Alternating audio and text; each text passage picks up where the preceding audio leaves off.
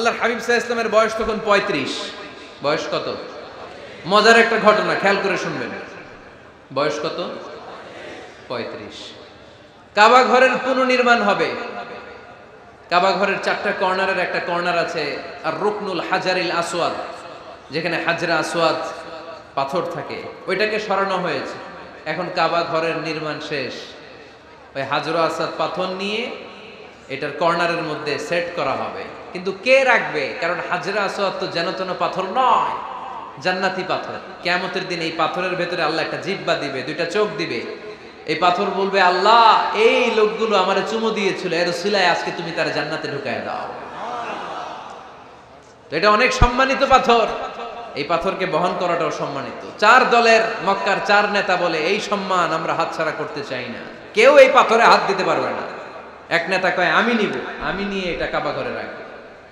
দ্বিতীয় নেতা বলে, না, এই পাথর আমি অন্য কাউরে দেব না, এটা অনেক সম্মানের, অনেক প্রেস্টিজিয়াস ইস্যু, আমি এই পাথরটা হাতে নিয়ে কাবা ঘরে রাখবো।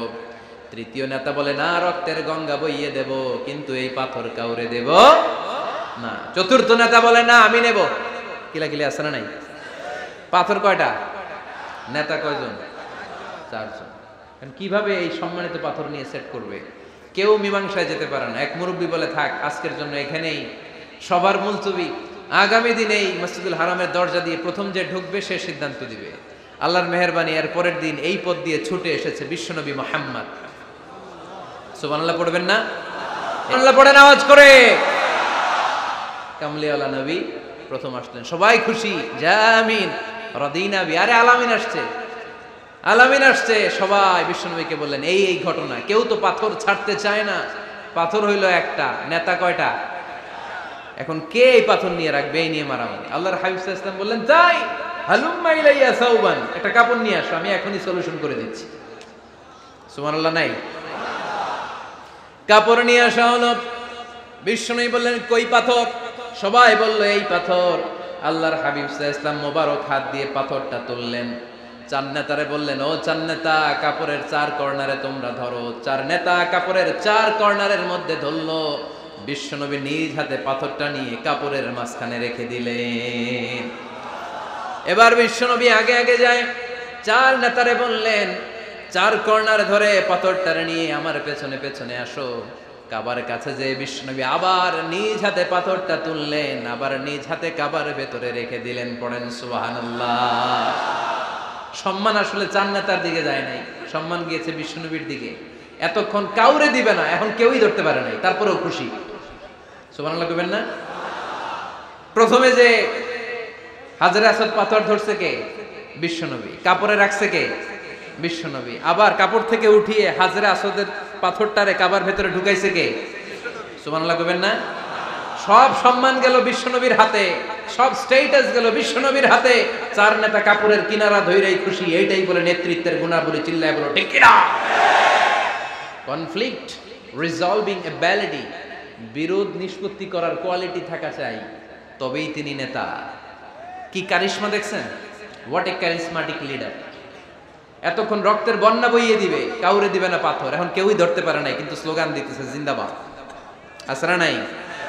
নেতা হইলে এরকম নেতা হইতে হবে। মদিনাতে আউস আর খাজরাজ গোত্রের যুদ্ধ 120 বছরের।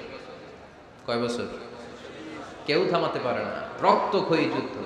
আল্লাহর হাবিব সাল্লাল্লাহু আলাইহি ওয়াসাল্লাম মক্কা থেকে মদিনায় এসে 7 দিনের ব্যবধানে 120 বছরের যুদ্ধ থামাইয়া দিলেন। এতদিন এই গোত্রের লোকের সাথে এই গোত্রের কোনো বিয়ে নাই, এই গোত্রের লোকের সাথে এই গোত্রের কোনো অর্থনৈতিক লেনদেন নাই। বিশ্বনবী যখন আউস খাজরাজের যুদ্ধ থামিয়ে দিলেন, মদিনাতে আনন্দের ধুম পড়ে গেল, নতুন নতুন উৎসবের ধুম পড়ে গেল। সব ভাই ভাই। নেতা হইলে এরকম নেতা হইতে হবে, কোনো মারামারি থাকতে পারবে না সমাজে। চিল্লা এখন ঠিক কিনা? নেতা আসলেই সমাধান, নেতা আসলেই। সহিহ বুখারীতে একটা কিতাব আছে, কিতাবুস সুলহ, মীমাংসার অধ্যায়। একটা বাব আছে, বাবু কওলিল ইমামি লি আসহাবিহি ইযহাবু বিনা নুসলিহ বাইনাহুম। ইমাম সাহেবের এই কথা যে আমাদেরকে নিয়ে চলো, আমরা মিলাইয়া দেব, এটা আল্লাহ রাসূল সাল্লাল্লাহু আলাইহি ওয়াসাল্লামের একটা বিখ্যাত ডায়ালগ। ডায়ালগটা কি? খেয়াল করে শুনেন। যুদ্ধ, মারামারি আর ঝগড়া শুনলেই আল্লাহ রাসূল সাল্লাল্লাহু আলাইহি ওয়াসাল্লাম বলতেন, ইযহাবু বিনা নুসলিহ বাইনাহুম। আরে আমরা আছি তো, আমগরে নিয়ে যাও না, আমরা মিলাই দিব। সুবহানাল্লাহ পড়েন। মারামারি দেখলে বিশ্বনবী মিলায় দিতেন। আল্লাহর হাবিব সাল্লাল্লাহু আলাইহি ওয়াসাল্লাম বলতেন, আলা উখবিরুকুম বিআফদালি দারাজাতিন মিনাস সালাতি ওয়াস সিয়ামি ওয়ান নুসুক, রোজা নামাজ সালাতের চেয়ে বড় একটা সওয়াবের কাজ আছে, ওটা কি আমি তোমাদের বলবো না? সাহাবারা বললেন, সেটা আবার কি? বিশ্বনবী বললেন, ইসলাহু যাতিল বাইন, দুইজন ঝগড়া করতেছে, তুমি ঝগড়া না লাগায় দিয়া মিলাই দিবা, এর চেয়ে ভালো কাজ হয় না। জোরে কোন ঠিক কি না? সবচেয়ে শ্রেষ্ঠ কাজ। নোয়াখালীতে আগুন লাগলে আপনারা কি দিয়ে নিবা? কি দিতে হয়? পানি। অনেকে ওই জায়গায় তেল ঢালে। জ্বলতেছে কি? আগুন। আগুন নিবানোর জন্য ঢালবেন কি? অনেকে ঢালে কি? তেল। আহা না, আপনি থামায় দিবেন, মিলায় দিবেন। আপনার জন্য ভালো জিনিস মিলায় দিবে কে? 7 নাম্বার, ফারসাইটেডনেস, দূরদৃষ্টিতা, ভিশনারি অ্যাটিটিউড, ফিউচারিস্টিক। নেতা অনেক দূর দেখতে পায়, তিনি দূরদর্শী। কর্মী যত দূর দেখে, নেতাও যদি তত দূর দেখে, দেশ চলবে? কথা বলেন। কর্মী যদি দেখে 500 মিটার, নেতার দেখতে হবে কয় মিটার? 1000 মিটার। কর্মী যদি দেখতে পায় 1000 মিটার, নেতার দেখতে হবে কয় হাজার মিটার? 2000 মিটার। কারণ নেতা হবে ফিউচারিস্টিক, ভিশনারি, স্বপ্নবাজ, স্বপ্নচারী। নেতাকে স্বপ্ন দেখতে হয়, ওই স্বপ্ন জাতিকে দেখাতে হয়। চিল্লায় বলেন ঠিক কি না? মানুষ তার স্বপ্নের সমান বড়। আপনি কত বড় আপনার স্বপ্ন শুনলে বোঝা যাবে। স্বপ্ন সেটা না যেটা মানুষ ঘুমিয়ে ঘুমিয়ে দেখে, স্বপ্ন সেটা যেটা অর্জনের আকাঙ্ক্ষা মানুষকে ঘুমাতে দেয় না। আল্লাহর হাবিব সাল্লাল্লাহু আলাইহি ওয়াসাল্লাম স্বপ্ন দেখিয়েছেন সাহাবাদেরকে, বিশ্ববিজয়ের স্বপ্ন, ইসলামকে বিজয়ী শক্তি হিসেবে দেখার স্বপ্ন। চিল্লায় বলেন ঠিক কি না? আল্লাহর হাবিব বলতেন, ইন্নাল্লাহা জাওয়ালি আল আরদা ফারাআইতু মাশারিকাহা ওয়া মাগারিবাহা। আল্লাহ তাআলা গোটা বিশ্বটাকে ছোট্ট করে আমার সামনে দেখিয়েছে। আমি ফুটবলের সাইজের এই পৃথিবীর প্রাচ্য পাশ্চাত্য, ডানে বায়ে সামনে পেছনে সবটাই দেখেছি। ওয়া ইন্না মুলকা উম্মতি সায়াবলুগু মা জুবিয়ালি। যত দূর আল্লাহ আমারে দেখিয়েছে, তত জায়গায় লা ইলাহার পতাকা পতপত করে একদিন উড়বে। কোন একদিন এদেশের আকাশে কালিমার পতাকা উড়বে। সেদিন সবাই খোদাই বিধান পে দুঃখ বেদনা ভুলবে। এটাই আমাদের স্বপ্ন। চিল্লায় বলেন ঠিক কি না? স্বপ্ন দেখতে জানতে হয়। সুলহে হুদাইবিয়া চলতেছে, সন্ধি। 1400 সাহাবা নিয়ে বিশ্বনবী মক্কায় আসলেন উমরা করতে। কাফেররা বলে, গো ব্যাক, অ্যাবাউট টার্ন, ফিরে যাও, হবে না। আল্লাহ রাসূল সাল্লাল্লাহু আলাইহি ওয়াসাল্লাম অনুরোধ করলেন, দাও না, উমরার নিয়ত করে এসেছি। ইজার আর রেদা পড়ে কাফেররা বলে, না, আগামী বছর, এই বছর হবে না, চুক্তি করো। চুক্তির মধ্যে লেখা হলো, মা খাবা আলাইহি মুহাম্মাদুর রাসূলুল্লাহ। ঠিক আছে, চুক্তি 10 বছরের, মুহাম্মদ রাসূল সাল্লাল্লাহু আলাইহি ওয়াসাল্লামের পক্ষ থেকে চুক্তি। কাফেররা বলে, না, আমরা তো তোমার রাসূলুল্লাহ মানি না। তোমার রাসূলুল্লাহ মানলে তো মা সাদাদনাকা আলা শাই, তোমার সাথে কোনো ঝগড়াই নেই, রাসূলুল্লাহ কাটো। সাহাবীরা তেড়ে উঠলেন। ওমরে ফারুক বলেন, মুখ সামলে কথা বল। সুহাইল ইবনে আমির, তোর জিহ্বাটা আমি টেনে ছেড়ে ফেলবো, সাবধান। আমার নবী শেষ নবী, শেষ রাসূল মুহাম্মদ রাসূলুল্লাহ কাটার ক্ষমতা কারো নাই। আমি ওমর বেঁচে থাকলে কেউ কাটতে পারবে না। বিশ্বনবী বললেন, ওমর সরে যাও, কেটে দাও। সুবহানাল্লাহ কইবেন না? মুহাম্মদ রাসূলুল্লাহ কাফেররা মানে না। কাফেররা কয়, তুমি লেখো মুহাম্মদ ইবনে আব্দুল্লাহ, আব্দুল্লাহর বেটা মুহাম্মদ। কারণ মুহাম্মদ রাসূলুল্লাহ যদি এই সন্ধিতে থাকে, চুক্তি, তার নিচে আমরা সিগনেচার করি, তার মানে এটাই প্রমাণ হয়ে যায় আমি তোমাকে রাসূল বলে মানি। আমরা কাফেররা তোমাকে রাসূল বলে মেনে নিয়েছি। নো, তোমার রাসূল বইরা মানলে তো খেলা এখানেই শেষ। কাটো, রাসূলুল্লাহ লেখা যাবে না, লিখতে হবে আব্দুল্লাহর বেটা মুহাম্মদ। কোন সাহাবারা রাজি হয় না। কথা শুনতেছেন? সাহাবারা বলে, রক্তক্ষয়ী যুদ্ধ হবে, আমার নবীর নামের পরে রাসূলুল্লাহ লিখতেই হবে। বিশ্বনবী বললেন, কেটে দাও। কারণ সাহাবারা দেখতেছে এতটুকু, বিশ্বনবী দেখে অতটুকু। বিশ্বনবী অন্য প্ল্যানে আগাচ্ছেন। বিশ্বনবী ভাবলেন, 10 বছরের যুদ্ধবিরতি যদি হয়ে যায়, আমি আমার লোকদেরকে ঠিক করব। আমি তারবিয়া, তালিম, তাহজিব, তামাদ্দুন দিয়ে মদিনাটাকে একটা কল্যাণ রাষ্ট্রে পরিণত করব। আমি আমার ফোর্সকে সাজাবো, আমি আমার সাহাবাদেরকে প্রশিক্ষিত করব। এই 10 বছরের ব্যবধানে আমি গোটা বিশ্বকে ঝাঁকি মেরে কাঁপিয়ে দেব। কিন্তু সাহাবারা পড়ে আছে রাসূলুল্লাহর মধ্যে। সাহাবারা পড়ে আছে কই? সাহাবারা এর চেয়ে বেশি ভাবতে পারতেছে না। সাহাবারা বলে রাসূলুল্লাহ কাটা যাবে না, বিষ্ণু বলেন কেটে দাও। তার মানে নেতা কর্মী যদি দেখে 500 মিটার, নেতার দেখতে হবে 1000 মিটার। চিল্লায় বলেন ঠিক কি না? নেতার 9 নাম্বার গুণাবলী, a leader should be very strategic. নেতাকে কৌশলী হতে হয়। কৌশল না জানলে উনি নেতা হতে পারে? বলেন। ডিপ্লোম্যাটিক কোয়ালিটি, কূটনীতি যদি না জানা থাকে নেতা হইতে পারবে? আল্লাহর হাবিব সাল্লাল্লাহু আলাইহি ওয়াসাল্লামের মতো বড় কূটনীতিবিদ পৃথিবী দেখেছে? কথা কন না কেন? দেখেন কি ধরনের স্ট্র্যাটেজি আমার নবী ফলো করতেন। আমার নবী যদি যুদ্ধ করতে কোথাও যেতেন, অ্যাটাক করবেন ডান দিকে, অ্যাটাক করবেন কোন দিকে? খায়বার অ্যাটাক করবেন, খায়বার ডানে। বিষ্ণুবী বের হতেন মদিনার বাম দিক দিয়ে। যাবেন কই? ডানে। আওয়াজ করে বলেন যাবে কই? কিন্তু মদিনা থেকে বের হইতেন কোন দিক দিয়ে? বাম দিক দিয়ে। লোকেশন আর ডাইরেকশন কখনো কারোর সাথে শেয়ার করতেন না। উনি কই যাচ্ছে কেউ বুঝতো না। বাম দিক দিয়ে বের হয়ে অনেক ঘুরে তারপরে ডান দিকে যেতেন। সুবহানাল্লাহ পড়বেন না? অ্যাটাক করার সময় 3টা অপশন দিতেন, choose any of the options. যে বলতেন নাম্বার 1 আসলিম তাসলাম, ইসলাম মানো, ভাই ভাই আমার হৃদয়ে চলে আসো, তোমরাও ভাই আমরাও ভাই, দুনিয়াতেও শান্তি আখিরাতেও শান্তি। এটা যদি ভালো না লাগে, option 2 you pay the tax, we provide you the security. তোমরা ট্যাক্স দিবা, আমরা তোমাদেরকে সিকিউরিটি দিব। ইয়াতুনা আল জিজিয়াতা আন ইয়াদিন ওয়া হুম সাগিরুন, তোমরা জিজিয়া দিবা, আমরা সিকিউরিটি দিব। প্রথম অপশন মুসলমান হইলা না, আমাদের ভাইও হইলা না। দ্বিতীয় অপশন ট্যাক্সও দিবা না, কাফির থাকতে মনে চায় থাকো, খ্রিস্টান থাকো, ইহুদি থাকো, ধর্মান্তরিত হওয়া লাগবে না, খালি ট্যাক্স দিবা, ওইটাও ভালো লাগে না। 3 নাম্বার অপশন হচ্ছে the sword will decide what gonna happen among আস, তলোয়ার ফয়সালা করবে এখন কি হবে। সুবহানাল্লাহ কইবেন না? প্রথমেই যেই কোথাও অ্যাটাক করতেন বিশ্বনবী, সবসময় ডিফেন্সিভ মোডে থাকতেন, আত্মরক্ষার মোডে থাকতেন। আক্রমণ করা হলে মেনে নিতেন, ধৈর্য ধারণ করতেন। ধৈর্যের সীমা যখন ছাড়িয়ে যেত তখন বিশ্বনবী হাত তুলতেন, চিল্লায় বলেন ঠিক কি না?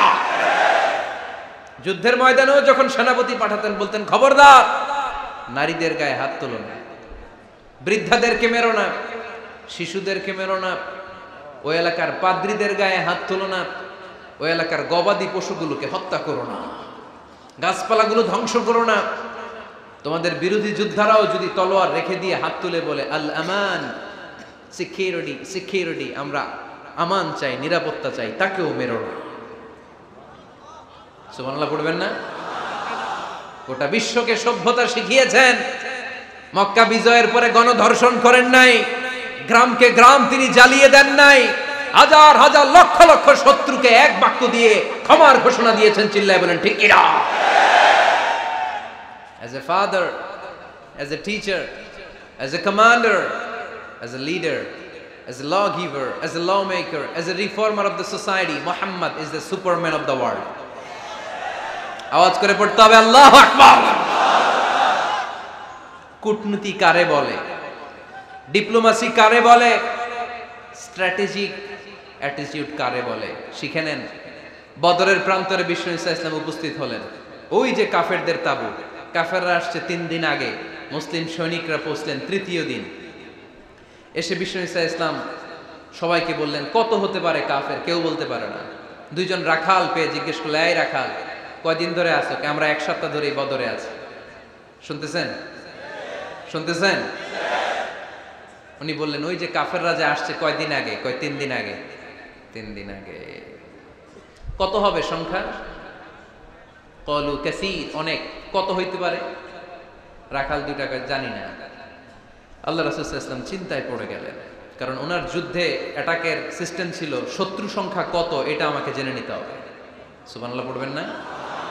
অনেক কৌশল হাতড়িয়ে এবার বিশ্বনবী আবার রাখাল 2 টাকে ডেকে পাঠালেন, বললেন কাম ইয়ানহারুনা কুল্লা ইয়াউম, ওরা আসার পর থেকে প্রতিদিন খাওয়ার জন্য কয়টা করে উট জবাই করে? এবার ওরা বলল প্রথম দিনে ইয়াউমান তিসআন, প্রথম দিন খাওয়ার জন্য উট জবাই করেছে 9টা। অফিল ইয়াউমি সানি 10, আর দ্বিতীয় দিনে উট জবাই করেছে 10টা। বিশ্বনবী বললেন তাই ইদান আল কওমু মা বাইনা 900 ওয়াল আলফ, তাহলে কাফেররা 900 থেকে 1000 এর মধ্যে হবে। কত ছিল কাফেরের সংখ্যা? বদরের যুদ্ধে কাফেরের সংখ্যা ছিল কত? 1000। কিভাবে নমুনা দেখে আলামত সংগ্রহ করতেন? ওরা কয়টা উট জবাই করেছে 2 দিনে প্রথম দিন 9টা, দ্বিতীয় দিন 10টা। বিশ্বনবী হিসাব মিলাই ফেললেন যোগ বিয়োগ দিয়ে, কাফেরের সংখ্যা 900 থেকে 1000-এর মধ্যে হবে। হিসেব করে দেখা গেল 1000 সৈনিক এসেছিল সেই বদরের যুদ্ধে। চিল্লায় বলো আল্লাহু আকবার। স্ট্র্যাটেজি জানতে হয় না, তাকে কৌশল জানতে হয়।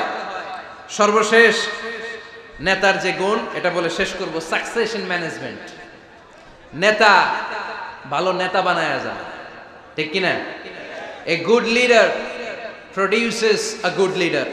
একজন ভালো নেতা তখনই ভালো নেতা যখন সে নতুন করে ভালো নেতা তৈরি করে দিয়ে যায়, ঠিক কিনা? সে যদি নতুন নেতৃত্ব তৈরি করে দিয়ে না যায়, সমাজ চলবে? চলবে? এটাকে বলে দি সাকসেশন ম্যানেজমেন্ট।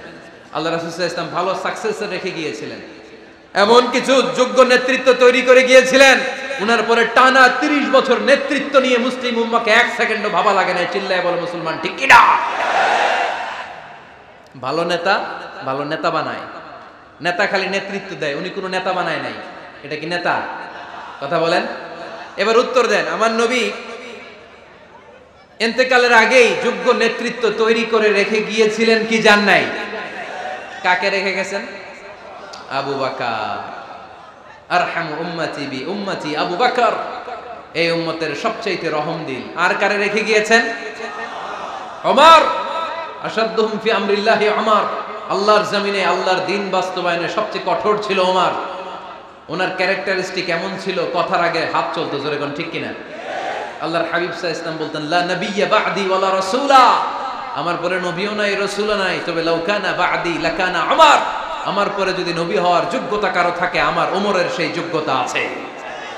প্রভু তুমি বলেছ রাসূল দেবে না, বলনি দেবে না ওমর, বলনি দেবে না হামজা তারি, খালিদ বিজয় সমর। প্রভু তুমি বলেছ রাসূল দেবে না, বলনি দেবে না ওমর, বলনি দেবে না হামজা তারি, খালিদ বিজয় সমর। প্রভু তুমি বলেছ রাসূল দেবে না। সুবহানাল্লাহ পড়েন।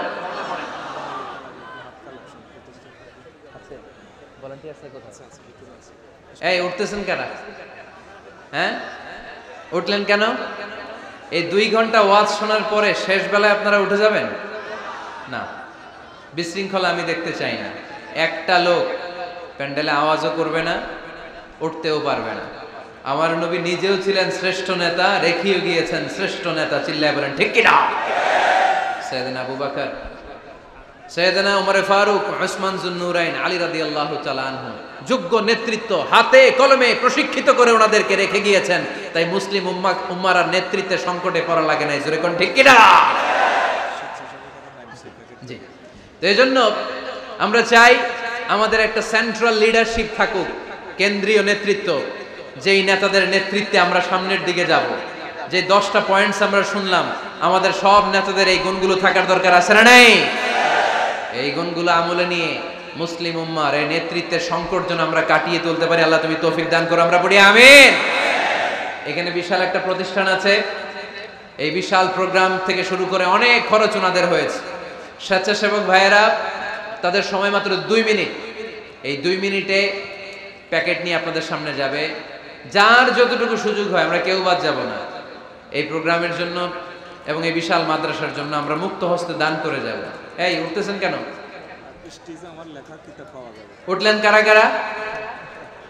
এদিকে তাকান, যারা উঠছেন এদিকে তাকান, দেখি তাকান তাকান। আমরা দোয়া ছাড়া কেউ যাব না, যাবেন? ভদ্র, নোয়াখালীর ছেলেরা অনেক ভদ্র। বসেন। সুন্দর সুন্দর ঘোষণা আছে কয়েকটা, সুন্দর সুন্দর ঘোষণা। এতক্ষণ তো প্লে কার্ড দেখাইছো, উই লাভ আজহারি। এখন উঠলে হবে? কতটুকু লাভ করো আজহারিরা দেখবো। বসো, একটা উঠতে পারবো না। আমার ভাই রফিকুল্লাহ আফসারি ভাইয়ের অসাধারণ কিছু বই আছে, অনেকে খুঁজে কোত্থেকে পাবে। আজকে এখানে আছে, যাদের দরকার আপনারা নিয়ে যাবেন। আমি নিজেও ওনার একজন ভক্ত, ওনার লেখার ভক্ত। আমি নিজেও ওনার লেখার পাঠক। অসাধারণ লিখেন। কি যেন একটা দেখলাম, নানা আলেম নানা মতে, আমি যাব কোন পথে? আলেমরা নানান মতে, পাবলিক যাবে কোন পথে? তো সুন্দর সুন্দর বই আছে, এগুলো আপনারা নিয়ে যাবেন। স্টেজে উপস্থিত আছেন নোয়াখালী জেলার এডিশনাল এসপি, কই উনি? আপনি? মাশাআল্লাহ মাশাআল্লাহ, কাজী মোহাম্মদ আব্দুর রহিম ভাই না? আলহামদুলিল্লাহ, আপনাদের এই জেলার এডিশনাল এসপি সাহেব আছেন। আমি ওনাদেরকে ধন্যবাদ জানাই যে এত ব্যস্ত মানুষ আমি জানি, তারপরেও ওনারা এই প্রোগ্রামে উপস্থিত হয়েছেন, অনেক শুকরিয়া জানাই। কোম্পানিগঞ্জ উপজেলার ওসি সাহেব আছেন জনাব আরিফুর রহমান ভাই, সাবেক উপজেলা চেয়ারম্যান মিজানুর রহমান বাদল ভাই, আমার নামে নাম